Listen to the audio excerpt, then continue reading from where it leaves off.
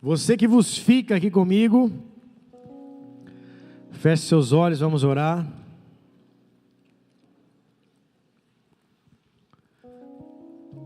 Senhor, nós te agradecemos pela oportunidade que temos de estar na tua casa e na tua presença. E reconhecemos, Senhor, o teu senhorio, a tua grandeza, o teu amor sobre nós. Por isso, pedimos a tua bênção sobre as nossas vidas e a tua palavra, trazendo vida, trazendo renovo, trazendo paz, restauração. E também, Senhor, nos chacoalhando por dentro, porque isso é o que faz a tua palavra em nós. Nos ministra, nos cura, nos restaura, nos educa, nos corrige. Nós não somos bastardos, mas nós somos filhos, e filhos são corrigidos pelo Pai. Por isso, Deus, Tu és o nosso Pai, Tu és o nosso Pai de amor, e Tu, Senhor, disciplina aqueles que o amam. E nós sabemos que Teu amor é primordial para nós vivermos o Teu Evangelho. Por isso, nessa noite que nós venhamos sair deste lugar, Te amando ainda mais, Te honrando ainda mais, e entendendo de maneira mais profunda, essa profundidade, essa riqueza, e a fidelidade do Seu amor. Por isso, se conosco, Espírito Santo, usa minha vida, e ministra, Senhor, a vida dos meus irmãos que está aqui através dessa mensagem, e que em nome de Jesus o Senhor seja o centro de todas as coisas deste lugar. Tu é a glória, Tu é a honra e Tu é a adoração. É assim que nós oramos, em nome de Jesus, amém. Amém? Hoje também é o domingo do esboço, amém ou não? Quem for mais esperto pega. Quem não pegar, quinta-feira eu vou estar ministrando aqui também. Quinta também vai ter esboço. Abra a sua Bíblia comigo em Efésios, capítulo de número 2, verso número 4. Efésios 2, 4.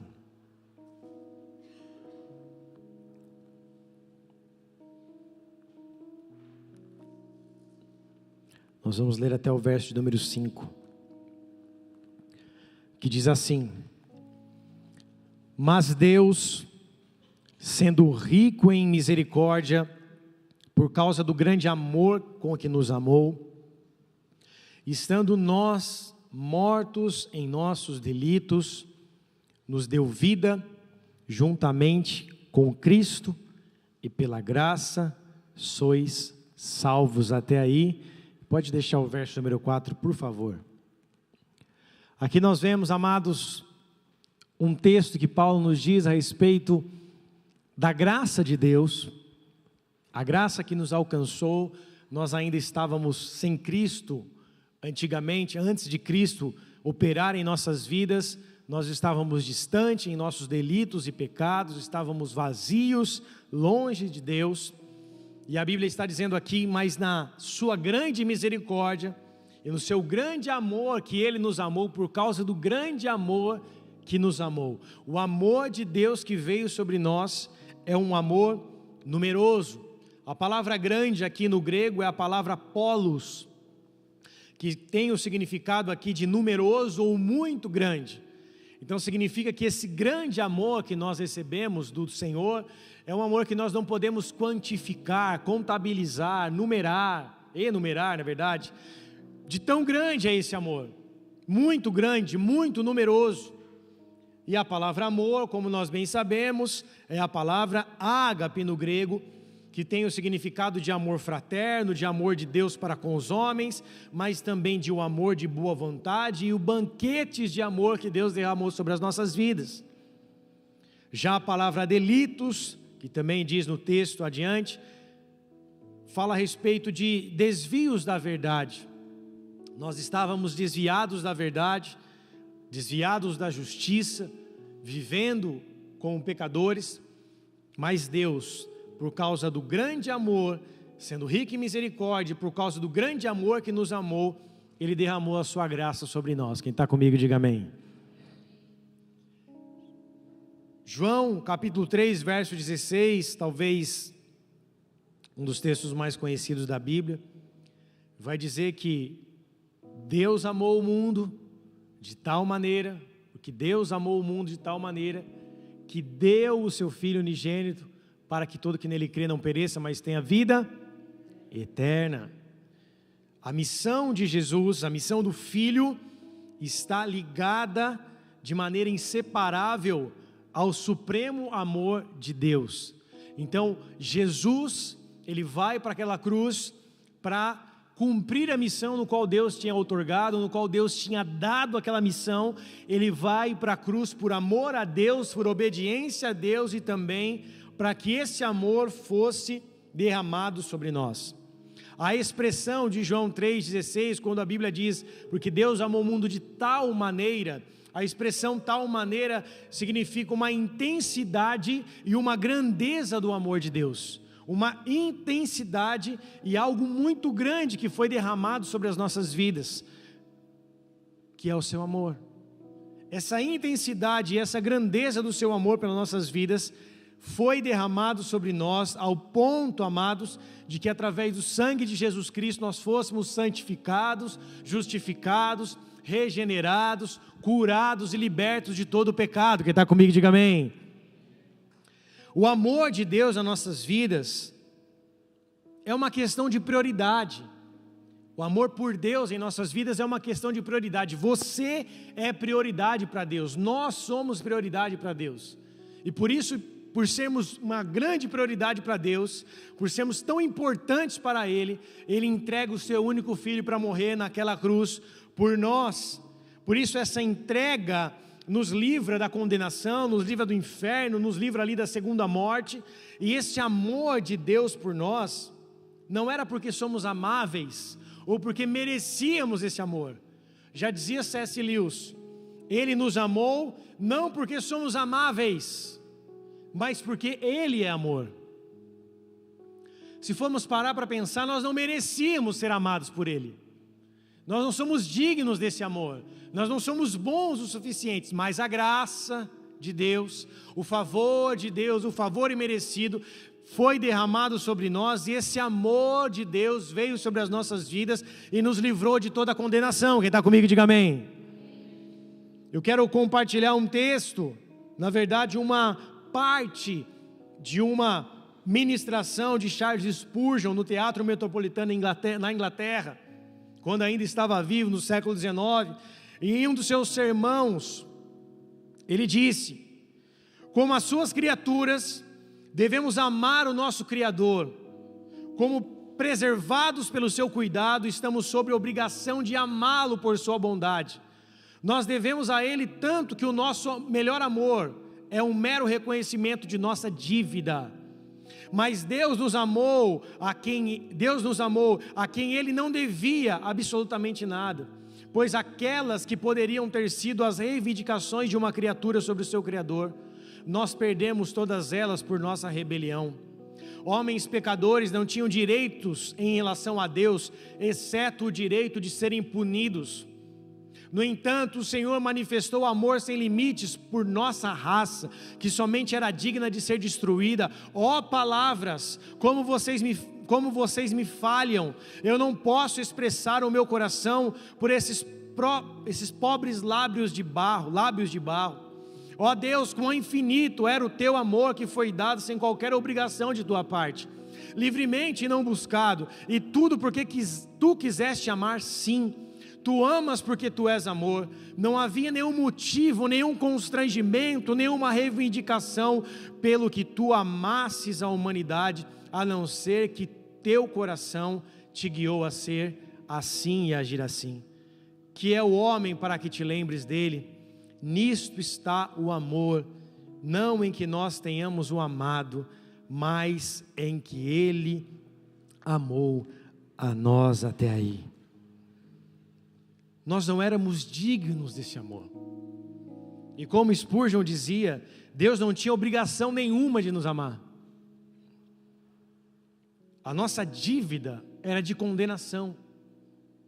Nós não tínhamos parte com Ele devido à rebelião do pecado. Nós perdemos todos os nossos direitos, mas Deus, por ser amor, Ele escolheu nos amar, não porque alguém pediu, não porque nós éramos dignos, não porque tínhamos o direito, mas Ele resolveu nos amar porque Ele é amor. Quem está comigo diz amém. 1 João capítulo 4, verso 19, primeira epístola de João capítulo 4, verso 19, vai dizer assim: nós amamos porque Ele nos amou primeiro. Nós somos amados por Ele desde o ventre da nossa mãe. Antes de ser gerado, Deus já nos amava. Antes de virmos para essa terra, Deus já nos amava. E Deus nos amou de uma maneira tão graciosa, de uma maneira tão bondosa, de uma maneira que nós não conseguimos ali conceber naturalmente. E esse amor veio sobre as nossas vidas, trazendo tudo aquilo que nós precisamos. O amor de Deus, e na sua plenitude nós encontramos tudo. Nós encontramos misericórdia, graça, socorro, fidelidade, bênçãos. Nós encontramos tudo aquilo que nós precisamos no seu amor. Mesmo não sendo merecedores de nada, Ele nos entregou tudo. Quem está comigo diga amém. Fomos libertos da condenação do pecado e do inferno, fomos livres para amá-lo e livres para expressar o seu amor. Os filhos de Deus devem ser uma expressão do amor de Deus, uma expressão de quem Deus é. Se eu desejo expressar quem Deus é, eu desejo expressar o seu amor, porque Deus é amor. E se eu recebi isso de graça eu preciso dar deste amor que eu recebi. Muitas vezes nós retemos aquilo que não é nosso. Nós retemos aquilo que recebemos de graça, que é o amor de Deus. Muitas vezes nós retemos aquilo que nós recebemos diariamente, que é o perdão. Por isso, amados, a característica mais eficaz na vida de um crente ou de um cristão é o amor. O amor, e o verdadeiro amor, ele tem a capacidade de lançar fora o medo e de quebrar tudo aquilo que nos separava de quem Deus é. O amor quebra todo o jugo de Satanás que nos separava da sua plena vontade, da sua eficaz vontade, da sua perfeita, boa e agradável vontade. Tudo cai por terra diante do amor de Deus. Não há nada mais poderoso do que o amor de Deus pelas nossas vidas, e de um amor como característica na vida de um crente. Não há nada mais poderoso do que isso. Não há maior marca do Evangelho que não seja o amor. Estão aí ou não? Toda cura, todo poder, toda unção, toda a realidade dos céus, toda intensidade, justiça, verdade, paz, satisfação, saúde, descanso, glória, tudo aquilo que você pode desfrutar em Deus está no seu amor. E quando eu entendo isso, amados, começa a fazer um pouco mais de sentido aquilo que Paulo vai escrever aos Coríntios, em 1 Coríntios capítulo 13, de que ainda que eu entregue o meu corpo para ser queimado, se não houver amor, de nada valeria. Ainda que eu pegue todos os meus bens e dê aos pobres, se não tiver amor, de nada valeria. Se não houver amor na minha vida, eu seria como um símbolo retumbante, que fica batendo, pim, pim, pim, e que não tem sentido nenhum, não muda a vida de ninguém, que não muda a história de ninguém. E sabendo de tudo isso, desse precioso amor, que talvez eu tinha que gastar milhões, centenas de cultos para tentar exemplificar ou explicar tudo aquilo que Deus fez pelo seu amor, desde a criação, desde toda a criação, desde a criação do Éden, desde a libertação do povo do Egito, desde a cruz. Se eu fosse ministrar sobre tudo isso, em tudo, desde a criação, nós vemos o amor de Deus sendo manifestado. E sabendo desse amor, pelas nossas vidas, pela criação, pela humanidade, qual é a minha resposta a tudo isso? Porque de fato, nós sabemos que Ele nos ama. Nós sabemos que fomos amados por Ele. Se olharmos para a cruz, vamos lembrar disso. Mas qual é a minha resposta mediante a tudo isso que eu acabei de ouvir e tudo que está descrito nas Escrituras Sagradas a respeito do amor de Deus, da sua misericórdia, da sua graça? Qual é a minha resposta e como eu respondo esse amor? Essa é a questão principal da nossa vida. A minha resposta ao amor do Pai. Um filho pode ser amado pelo seu pai, mas ele pode talvez não corresponder a esse amor. Um filho pode ser ali querido pelo pai, mas ele não pode derramar, talvez por escolha própria, o amor que o pai gostaria de receber ou até mesmo mereceria receber. Como eu respondo esse amor? Porque Deus nos faz uma pergunta. Ele derramou sobre nós o seu ágape, os seus banquetes de amor, e como eu respondo a tudo isso? Eu tenho toda essa revelação, informação, palavras do Senhor e realidade dos céus em minha vida, porque se eu estou vivo é porque Deus me ama e a sua misericórdia me sustenta. E mediante a tudo isso, como eu respondo ao seu amor? Por isso, amados, Isaías entendeu e respondeu a Deus: a quem enviarei? A quem há de ir por vós? Isaías disse: eis-me aqui, envia-me a mim. E por mais que os profetas, ou até mesmo juízes, remanescentes, apóstolos, ou até mesmo servos do Senhor, não deram uma resposta como sim, eu irei te seguir, ou até mesmo uma resposta ali tão bonita como de Isaías, dizendo: eis-me aqui, envia-me, Senhor, envia-me, Senhor. Talvez muitos não agiram dessa forma, mas a resposta desse amor, ela precisa ser de uma maneira integral, que vem através da minha vida. Nós vemos isso através da vida do profeta Eliseu, quando Elias vem sobre ele, lança sobre ele a capa. Elias disse para Eliseu: você já sabe o que eu fiz com você. E Eliseu olha para Elias e diz: só me deixa me despedir dos meus pais. E a partir do momento que ele se despede dos seus pais, ele se despede também de tudo aquilo que era importante para ele. Ele era um lavrador de terras, ele trabalhava ali na agricultura junto com o seu pai. Ele pega todos os seus carros de boi, faz uma grande fogueira com os carros de boi, mata os bois e faz um grande churrasco ali para toda a sua vizinhança. Ele estava se despedindo de tudo aquilo que o prendia de não ser um profeta, de tudo aquilo que o prendia de não viver para Deus de maneira integral. E muitas pessoas pensam que viver de maneira integral é quando você está integralmente no ministério. O pastor agora está integralmente no ministério, ele está trabalhando apenas a serviço da igreja, ele já não está mais trabalhando agora como um funcionário de uma empresa, ou agora eu abandonei tudo e fui ser um missionário na África, agora eu estou vivendo integralmente o evangelho em algum lugar deste mundo. Não é isso. A vida integral é o que Deus precisa, não apenas um ministério ou um trabalho de maneira integral. Deus deseja uma vida de maneira integral e uma resposta de maneira integral, onde o evangelho alcance todas as áreas das suas vidas. Por isso o Senhor não precisa de palavras bonitas. Ele deseja ter o nosso coração por inteiro, e a resposta a esse amor que eu recebi precisa ser também de maneira integral. Eu preciso responder esse amor de maneira eficaz e integral, dizendo: Senhor, eu entendi que te amar envolve todas as áreas da minha vida, envolve a minha vida por inteiro, o meu trabalho, a minha família, os meus sonhos, os meus projetos e tudo aquilo que eu considero importante. Esse é o evangelho integral que vai tocar todas as áreas do nosso ser, ao ponto de que, tão forte, tão profundo e tão grandioso que ele é, nós começamos em alguns momentos até mesmo a abrir mão de coisas que são nossas.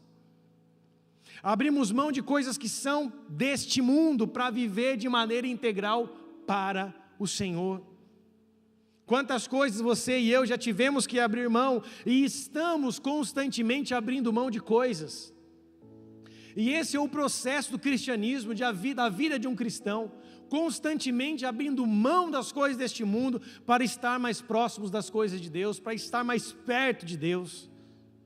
E nós vemos aqui um diálogo em João capítulo 21, verso 15 ao 18, o momento em que Pedro é encontrado por Jesus, o momento em que Jesus se encontra com Pedro após ter sido ressuscitado, Jesus vai para a cruz, morre, depois de 3 dias ele ressuscita, ele aparece aos discípulos, muitos não acreditaram nele, ele fala, toca aqui, sou eu mesmo, e muitos só começaram a acreditar depois de eles comerem peixes e pães, e logo depois de ter comido, a Bíblia começa a dizer essa história, do verso 15 em diante diz assim, depois de terem comido, perguntou Jesus a Simão Pedro, Simão, filho de João, ama-me mais do que estes outros? Ele respondeu, sim, Senhor, tu sabes que eu te amo. E ele lhe disse, apacenta os meus cordeiros. Tornou-lhe a perguntar-lhe pela segunda vez, Simão, filho de João, tu me amas? Ele respondeu, sim, Senhor, tu sabes que eu te amo. Disse-lhe Jesus, pastorei as minhas ovelhas. Pela terceira vez, Jesus lhe perguntou, Simão, filho de João, tu me amas? Pedro entristeceu-se, por ele lhe ter dito pela terceira vez, tu me amas. E respondeu-lhe, Senhor, tu sabes de todas as coisas, tu sabes que eu te amo. E Jesus lhe disse, apacenta as minhas ovelhas. Em verdade te digo que quando era mais moço, tu te cingias a ti mesmo e andava por onde querias. Quando, porém, fores velho, estenderás as mãos e outro te cingirá e te levará para onde não queres. Disse isto para significar com que gênero de morte Pedro havia de glorificar a Deus. Depois de assim falar, acrescentou-lhe, segue-me. Até aí. Jesus se encontra com Pedro. Pedro havia negado Jesus 3 vezes antes do cantar do galo. Jesus havia falado para Pedro, Pedro, você irá me negar. E isso acontecerá 3 vezes antes do galo cantar. 3 vezes foi o número de vezes que Jesus perguntou para Pedro, Pedro, tu me amas? E 3 vezes foi o número de vezes que Pedro negou Jesus, dizendo que não o conhecia. Jesus vai ter um momento particular com Pedro, ali de cura para a sua alma, mas também de teste para a sua vida. E ele começa com uma pergunta no verso número 15, Pedro, tu me amas? A gente precisa analisar esse texto, como foi escrito no grego. E a palavra amas aqui, quando Jesus faz a primeira pergunta no verso 15, dizendo, Pedro, tu me amas? O significado dessa palavra é agapau, que significa amor de Deus, que vem da raiz da palavra ágape. Essa palavra agapau vem com o significado de que Pedro precisava amá-lo de maneira integral. A palavra agapau, ela tem o significado de muito amor. Era muito amor. O amor de Deus para com os homens vem da raiz da palavra ágape. E Jesus pergunta para Pedro, Pedro, tu me amas de maneira integral? Pedro, tu me amas com todo o teu coração? Tu me amas como eu te amo, Pedro? E a resposta de Pedro foi, sim, Senhor, tu sabes que eu te amo. E vem outra palavra grega que não é com a raiz da palavra ágape, é a palavra filéu, que tem o significado ali de um amor de irmão ou amor de amigo. O significado da palavra filéu no grego é a palavra gostar, ou tratar com carinho. Então o que Pedro está dizendo para Jesus em resposta da sua pergunta, Jesus pergunta, você me ama de maneira integral? Você me ama como eu te amo? Pedro responde, eu te amo como um amigo, Senhor. Eu gosto de estar com você, eu tenho carinho por você, mas eu não te amo de maneira integral. Talvez Pedro ferido por ter negado Jesus, talvez Pedro ainda doente na sua alma, não tinha a capacidade de responder Jesus como Jesus gostaria de ser respondido. Pedro ainda tinha vergonha do seu pecado, Pedro ainda tinha vergonha de ter abandonado Jesus, e de ter sido um discípulo que voltou a pescar peixes e não homens, como ele foi chamado para ser. Quando ele se isola para voltar a ser pescador, era uma culpa que estava sobre Pedro, e ele fala, eu gosto do Senhor, eu te amo com carinho, eu tenho um carinho pelo Senhor. E Jesus volta a perguntar para Pedro: Pedro, tu me amas? Novamente Jesus pergunta para Pedro: Pedro, você me ama como eu te amo? Pedro, você me ama com ágape, com agapau, você ama a minha vida, você está disposto a se entregar de maneira integral? Pedro novamente responde no verso número 16: eu te amo como amigo, eu te trato com carinho, eu gosto de você, eu te amo filéu. Pedro não responde pela segunda vez: eu te amo de maneira integral, eu te amo como o Senhor merece ser amado, eu te amo de maneira com toda a minha vida. Pedro não tinha essa capacidade de responder dessa forma. E pela terceira vez Jesus insiste, perguntando a Pedro no verso 17: Pedro, tu me amas? Só que o significado dessa vez que Jesus pergunta pela terceira vez, Jesus já não usa mais a palavra ágape, ou raiz da palavra ágape. Jesus usa a raiz da palavra filéu. Jesus fala para Pedro: Pedro, você me ama como amigo? Pedro, você me ama e gosta de mim? Você me trata com carinho? E isso entristeceu o coração de Pedro, porque ele sabia o significado que Jesus estava querendo dizer. E novamente, pela terceira vez, Pedro não foi capaz de responder Jesus: eu te amo, de maneira integral. Ele se entristeceu, mas ele responde Jesus pela terceira vez, e ele fala: tu sabes de todas as coisas, tu sabes que eu te amo como amigo, tu sabes que eu gosto de você, tu sabes que eu te amo filéu e não ágape. Jesus sabia de todas as coisas, mas estava testando o coração de Pedro. A culpa do pecado estava tão latente no coração de Pedro e nos seus ombros, que ele não se sentia digno de amar a Deus de maneira integral. Ele não se sentia digno de entregar aquilo que Deus merecia, porque no pior momento da história de Jesus, ele fugiu. Ele negou. Pedro não estava na crucificação, Pedro não estava debaixo da cruz como João estava, junto com Maria. Pedro havia fugido. E mesmo após chorar amargamente por não estar perto de Jesus e por ter negado, aquilo ainda queimava no seu coração, havia uma dor no seu coração. E ele não tinha a capacidade de falar: Jesus, eu te amo de todo o meu ser. O retrato era o contrário. Se ele respondesse, ele não estaria sendo sincero. Se ele dissesse para Jesus: eu te amo de maneira integral, o retrato era contrário. Ele estava pescando peixe e não homem. Ele foi chamado para ser pescador de almas, ele estava pescando peixe. O retrato era completamente oposto. Se ele falasse: eu te amo de maneira integral, ele não teria traído, ele não teria voltado a ser pescador. Mas ali ele fala, triste até mesmo, dizendo: eu te amo, eu gosto de você, eu te trato com carinho, mas eu te amo como um amigo e como um irmão. Eu não estou pronto para te amar de maneira integral ainda. Quantas vezes nas nossas vidas nós não conseguimos nos entregar de maneira integral?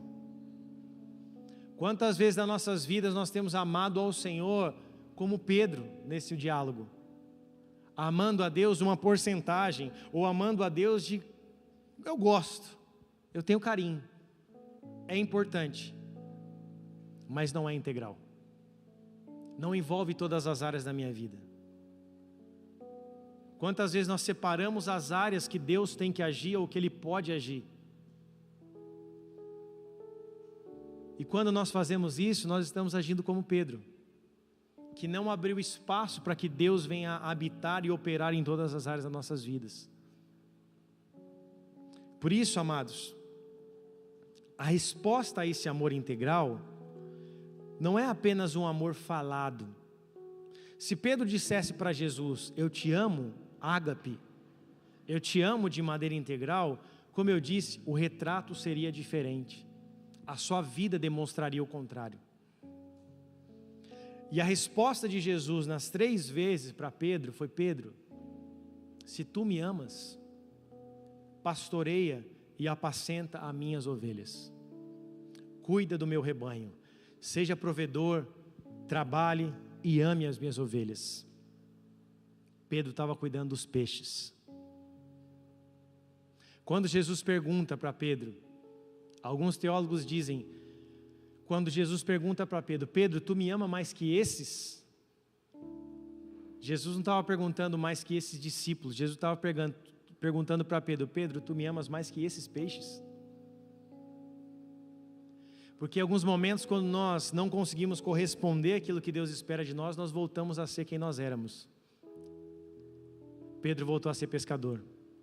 Quantas pessoas começam uma vida e uma caminhada cristã e quando não conseguem fazer aquilo que talvez Deus tenha pedido para que elas façam, se entregar da maneira como elas deveriam se entregar, elas soltam a mão e voltam a ser quem elas eram. Elas voltam a viver de maneira como elas viviam, de maneira pecaminosa. Elas voltam para o lamaçal do pecado, elas voltam para as coisas ruins dessa terra, para as portas abertas que nos levam à perdição. Só que Pedro, embora o retrato fosse de um pescador, que não era capaz de responder Jesus com todo o teu ser, dizendo, eu te amo integralmente, eu te amo como o Senhor me ama, a sua vida disse por si próprio. Pedro recebeu uma palavra profética a respeito da sua morte. Jesus fala para ele no verso 18, em verdade te digo, que quando era mais moço, tu cingias a ti mesmo e andava por onde querias. Quando porém fores velho, estenderás as mãos e outro te cingirá e te levará para onde não queres. Disse isso para glorificar, disse isso para significar com que gênero de morte Pedro havia de morrer. E depois de assim falar, acrescentou-lhe, segue-me. Jesus fala, Pedro, quando você era novo, você fazia o que você queria. Pedro, quando você era novo, você ia para onde você queria. Agora, quando você estiver mais velho, as pessoas vão pegar você pelo braço, vão te cingir, vão te amarrar e vão te levar para o lugar onde você não quer ir. E Jesus estava dizendo sobre a sua morte. E Pedro, mesmo sabendo que ele iria morrer para glorificar a Deus, Pedro não desistiu. Pedro sabia que a sua morte teria que glorificar a Deus. Ele escuta depois Jesus dizendo que não aconteceria o mesmo com João, mas ele responde o chamamento de Jesus Cristo quando Jesus fala, você vai morrer disso, mas me segue, Pedro. A palavra segue-me, no significado no grego, é aquilo que Jesus estava querendo dizer para ele, segue o meu caminho, Pedro. Pedro, junte-se a mim como meu discípulo, como meu assistente, como meu acompanhante. Pedro, você não me ama hoje de maneira integral, porque você tem vergonha, o peso do pecado ainda está sobre os teus ombros, porque você me negou 3 vezes, mas Pedro, se você tiver a capacidade de me seguir, mesmo sabendo que você vai morrer uma morte dura para glorificar o meu nome, segue o meu caminho, seja o meu discípulo, que aquilo que tem em mim vai ser derramado em você. Jesus no meio do caminho mostrou para Pedro que era o amor integral. Pedro ainda não tinha experimentado esse amor integral de ele entregar a Deus, ele não tinha entregue esse amor integral a Deus, ele não tinha essa capacidade, mas quando Jesus fala novamente para ele, lá na margem do mar da Galileia, Jesus um dia chamou Pedro, Pedro vem e me segue, você vai ser pescador de homens, e não mais pescador de peixes. Esse mesmo Pedro que um dia foi chamado e passou 3 anos e meio com Jesus, vivendo a maior escola que ele poderia viver, com o maior mestre rabi de todos os tempos, esse mesmo Pedro negou a Jesus. E se Pedro, com todas as suas falhas de caráter, que nós sabemos que a Bíblia até exemplifica algumas, mas caminhando com Jesus e andando sobre as águas, o único homem da face da terra que andou sobre as águas, junto com o Senhor, no final de sua vida negou, ou melhor, no metade da sua vida negou, por não querer ir para a cruz e sofrer a punição. Como nós devemos nos portar?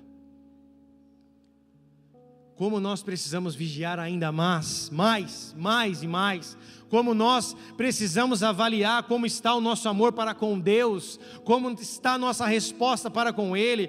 Nós precisamos nos avaliar e pensar, será que até mesmo depois de uma palavra dizendo, Pedro, você vai morrer para glorificar o meu nome, será que ainda assim eu ainda o seguiria? Será que ainda assim eu continuaria e seria o seu discípulo?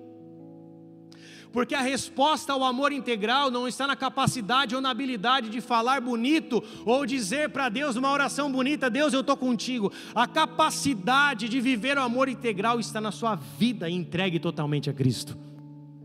É uma vida entregue totalmente a Ele. E Pedro, ele decidiu viver isso. Ele sabia que ia morrer, mas ele decidiu seguir Jesus novamente. Ele decidiu ser integral. Ele disse, eu não estou sendo, tu sabes que eu te amo como amigo, mas agora eu estou preparado e estou disposto a seguir o teu caminho, Jesus, para te amar como o Senhor me ama. Pedro segue Jesus. E ao seguir Jesus, Pedro se tornou o maior apóstolo em Israel, o pai da igreja em Israel, aquele que cuidou e apacentou da igreja em Israel.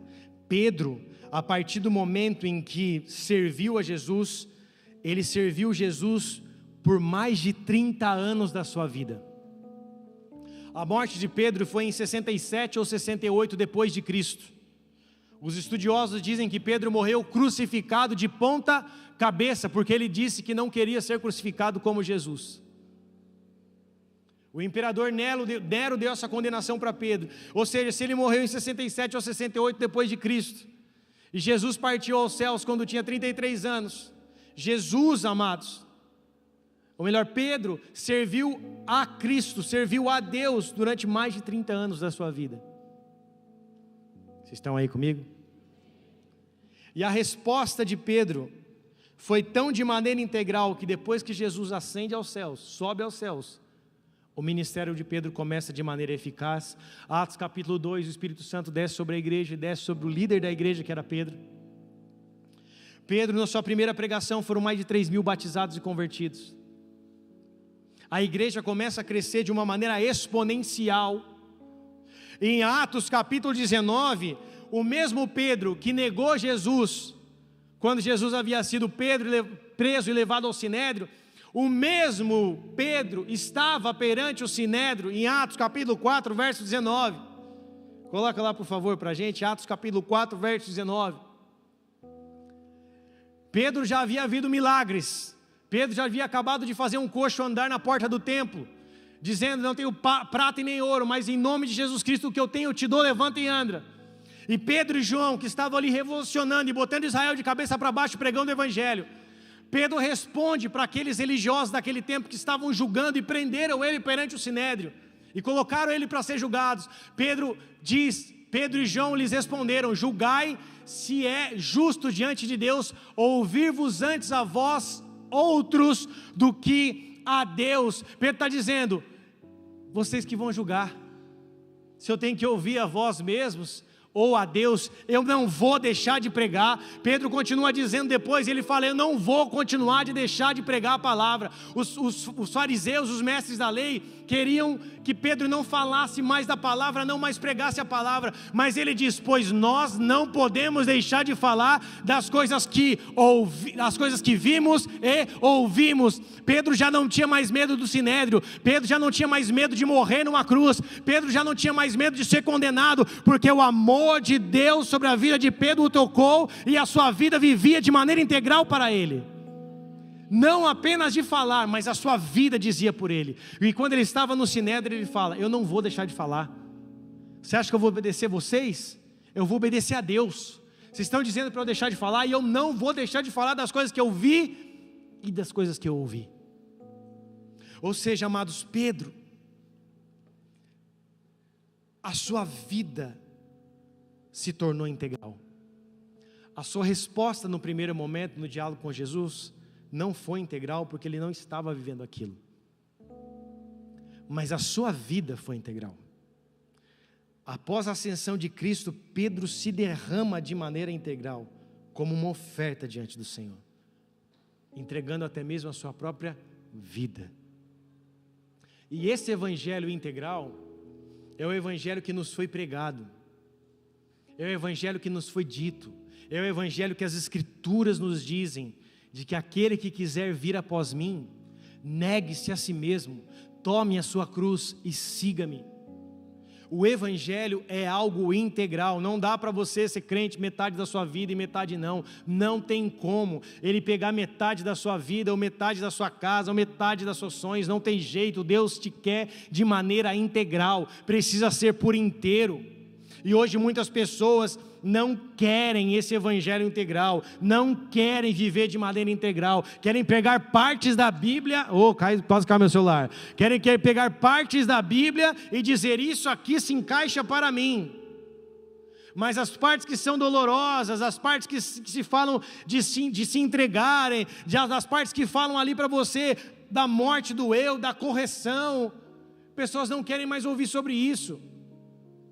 Hoje nós estamos vivendo uma geração que começa a escolher o sermão que quer ouvir, para ver o que mais se encaixa com a sua vida hoje. Nós temos muitas pessoas ouvindo muita pregação e lendo pouco a Bíblia, ouvindo muita pregação de outros e tendo pouca revelação pessoal. Muitas pessoas têm comido do que os outros mastigaram e colocaram em suas bocas, como o passarinho faz com os seus filhotes no ninho, ou como uma mãe pega uma papinha e tritura para colocar na boca do filho. Nós deixamos de experimentar aquilo que é eficaz e verdadeiro, profundo, porque em alguns momentos nós estamos pensando naquilo que nós queremos conquistar, estamos sempre atarefados demais para as coisas de Deus. Estamos sempre ali fazendo as nossas próprias coisas, pescando os nossos peixes com as nossas profissões, e muitas vezes deixamos Deus de lado, até mesmo o lugar onde fomos inseridos. Tem pessoas que são crentes no seu ambiente de trabalho, que ninguém sabe que ela é, porque ela nunca falou de Jesus para ninguém. E a sua vida não expressa esse amor. A nossa vida precisa expressar o amor de Deus. Tem muitas pessoas querendo unção na cabeça, óleo na cabeça, mas eu quero te lembrar alguma coisa, que nenhum dos apóstolos foi ungido, poucos dos profetas foram ungidos. Unção só é sustentada com uma palavra: caráter. O que sustenta a unção e o que sustenta um homem de pé não é o óleo que alguém derrama na sua cabeça, mas é o caráter que ele tem em Cristo Jesus. Tem muitas pessoas correndo atrás de unção. Aquele lá é ungido, eu quero que ele olhe por mim. Se você quer saber se aquele cara é ungido, pergunta para a mulher dele como ele é dentro de casa, pergunta para os filhos como ele é dentro de casa, pergunta para o pessoal do trabalho dele como é que ele se comporta. Nós estamos muitas vezes correndo atrás de um óleo, nós estamos correndo atrás de unção, muitas vezes nós estamos correndo atrás de títulos e querendo que os nossos títulos sejam maiores até mesmo do que nós somos. Os nossos títulos não são maiores do que nós somos. Deus nos fez para viver de maneira integral, independente do título que nós temos, da unção que nós temos. O que importa é aquilo que nós carregamos em nós. Você é pastor, você foi ungido, não importa. Eu comecei a pastorear, nem ungido eu era. Eu carrego uma unção, eu carrego um testemunho, eu carrego uma vida com Deus, eu carrego uma história com o Senhor. Não é apenas o que eu faço, é aquilo que eu carrego, é quem eu sou diante do Senhor, é quem eu sou quando não tem ninguém me vendo, quando a câmera não está ligada. E é isso que nós precisamos entender, que a vida integral não está nos holofotes, ou no tempo de pregação de 50 minutos ou 1 hora. O tempo, a plenitude de quem nós somos não está nesse holofote, mas está numa vida integral de resposta a amor a Deus, de como nós respondemos a Deus de maneira integral, nas coisas cotidianas dessa vida, nas coisas simples dessa vida, é como nós respondemos quem nós somos, se nós o amamos de maneira integral ou não. Por isso Deus quer nos chacoalhar nessa noite, para que nós venhamos entender que Ele não quer nada mesmo menos do que tudo, e Ele não desistirá de nós enquanto Ele não tenha tudo. O Senhor deseja que nós tenhamos a sua palavra impressa no nosso coração e não apenas na nossa pele. Nós estamos no meio de uma geração que tem impresso no seu corpo os versículos, mas que no momento da batalha esses versículos não estão expressados, impressos no seu coração. Eu estou cansado de ver crente desviado com versículo tatuado no corpo. Tatuagem não quer dizer nada, versículo tatuado não quer dizer nada, leão tatuado, palavra tatuada não quer dizer nada. O que importa é o coração, é aquilo que está impresso no teu coração. A Bíblia diz que o Senhor imprimiria sobre a nossa mente, sobre o nosso coração as tuas palavras. E é isso que é integral. É independente de ter um rabisco no corpo, é independente de ter um desenho legal, é independente de ter uma roupa que te deixa na moda. É aquilo que está impresso no teu coração e no teu ser. É no momento da adversidade, é no momento da crise, é no momento da escassez, é no momento onde tudo está contrário àquilo que você planejou. É nesse momento que nós demonstramos se nós o amamos de maneira integral ou se nós apenas somos convencidos ao invés de convertidos. A igreja está cheia de convencido e pouco convertido. O convertido responde o amor. Senhor, eu respondo com a minha vida, se for necessário. Pedro recebeu uma palavra: você vai morrer por mim. E Pedro não negou dessa vez. Pedro seguiu sabendo que iria morrer. Se nós entendermos que o Evangelho significa morte também, seja do eu ou até mesmo física, se for necessária para glorificar o nome de Deus, nós continuaríamos crendo, pregando, ouvindo, abrindo mão de nós mesmos. O amor integral é uma resposta que você dá a Deus com a sua vida. A minha vida te ama, Senhor. E eu me derramo diante de Ti, porque o Senhor conhece o pó que sou. Os lábios de barro que eu tenho, como dizia Spurgeon. E na minha insuficiência e na minha incapacidade de Te amar, eu me esforço com todo o meu ser e com todo o meu coração para expressar que eu Te amo através da minha vida. Somos incapazes de dar tudo aquilo que o Senhor merece, porque somos imperfeitos. Mas da mesma forma temos a capacidade de entregar tudo que temos, seja as nossas bonanças, seja as nossas fraquezas, seja as nossas dores ou os nossos resultados. Nós entregamos tudo diante dele, para que ele venha e seja integral sobre nós. Feche seus olhos, curva sua cabeça.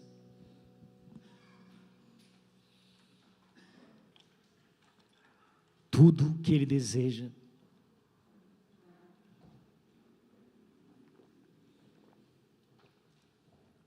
é ter o nosso coração e a nossa vida de maneira integral. Talvez você olhe para a tua vida hoje e pense: eu estou como Pedro, eu não consigo ainda, Senhor, te responder de maneira integral. Eu te amo como alguém que eu conheço, como alguém que me faz bem, como um amigo ou como um irmão,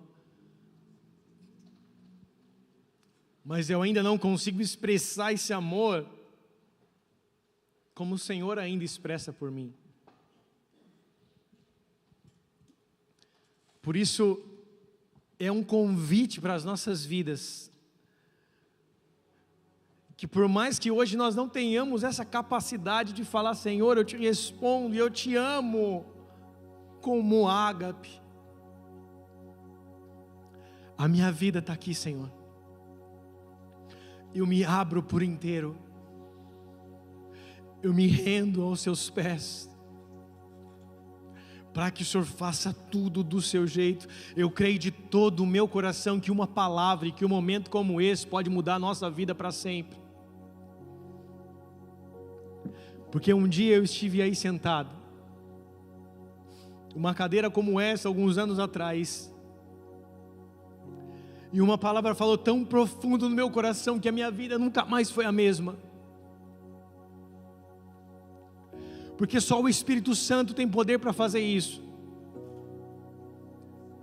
para tomar o nosso coração de maneira integral, aonde você já não mais se veja, aonde mais as suas prioridades não estejam à frente de todas as coisas, mas você antes pergunta ao seu Senhor, você pede ao Pai, você ora antes das suas decisões, constantemente na sua vida você está dizendo: Pai, toma tudo que tenho e tudo que sou, eu não quero mais viver para mim, eu quero viver para a Tua glória, eu quero viver para Te servir e para Te adorar, eu quero que a minha vida seja uma oferta viva. O apóstolo Paulo vai dizer: rogo-vos, pois irmãos, que apresenteis o vosso corpo como sacrifício vivo, santo e agradável, porque esse é o vosso culto racional. Quando você se entrega por inteiro e sabe que está fazendo isso, essa é a sua maneira de dizer: Senhor, eu não sei como vai ser daqui para frente, mas eu me entrego. Eu quero viver para a Tua glória. Eu quero viver para que o Senhor seja glorificado. Eu quero viver de maneira integral para a Tua glória. Eu abro mão das mentiras. Eu abro mão das minhas satisfações. Eu abro mão dos meus medos. Eu abro mão dos meus dilemas e das minhas convicções. Eu abro mão de quem eu era e de quem eu sou. Eu abro mão até mesmo dos meus dons e talentos. Tudo eu entrego diante de Ti. Faça-te conforme a Tua vontade.